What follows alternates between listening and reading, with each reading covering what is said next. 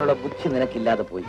വേലി വിളവെന്ന പോലെയാണ് ഞാൻ ഡിപ്പാർട്ട്മെന്റിൽ ഇരുന്നുകൊണ്ട് പണമുണ്ടാക്കാൻ വേണ്ടി എന്തു ചെയ്യുന്നത്. ഞാൻ ജീവിച്ചിരിക്കുമ്പോൾ നിനക്കൊരു അപകടവും സംഭവിക്കില്ല. നീ എന്റെ ശക്തിയും ഞാൻ നിന്റെ ബുദ്ധിയുമാണെന്ന് മറക്കരുത്. മനസ്സിലായില്ല. എല്ലാവരും പണത്തെയാണ് സൂക്ഷിക്കുന്നത്. ഞാൻ പണത്തിന്റെ പിന്നുള്ള രഹസ്യങ്ങളെയാണ് സൂക്ഷിക്കുന്നത്.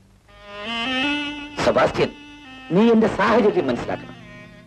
ജസ്റ്റിസ് ദേവരാജനെ പിണക്കിയാൽ എനിക്ക് എന്റെ ലക്ഷ്യത്തിലെത്താൻ കഴിയുകയില്ല. ആരെയും പിണക്കാതെ തന്നെ എല്ലാം നടക്കണം. പ്രത്യേകിച്ചും ഡോക്ടർ ബഷീറിനെയും ഡോക്ടർ ജോണിനെയും ഞാൻ നിന്നെ ഏൽപ്പിക്കുന്നു. ധൈര്യമില്ലെങ്കിൽ പറയൂ. ആ കാര്യം ഞാൻ ഏറ്റു.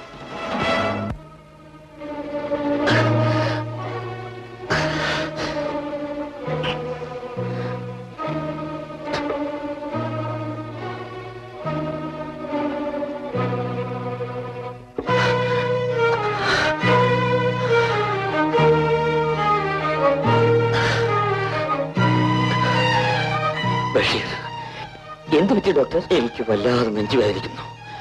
ഞാൻ വീട്ടിലേക്ക് പോകുകയാണ്. എല്ലാം ബഷീർ നോക്കിക്കൊള്ളണം. ശരി ഡോക്ടർ.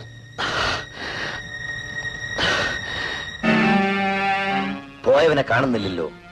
അല്പസമയം കൂടെ നോക്കാം.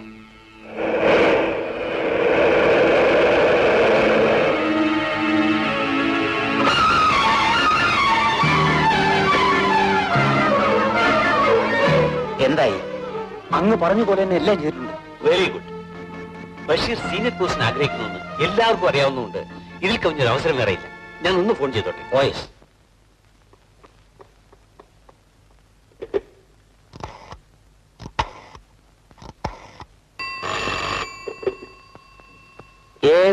ഇത് ജോൺ ഡോക്ടറുടെ വീട്ടിൽ നിന്നാ. ഡോക്ടർക്ക് ഭയങ്കര നെഞ്ചുവേദന. എന്താ? ഡോക്ടർക്ക് സീരിയസ് ആണെന്നോ? ഞാൻ ഉടനെ വരുന്നു.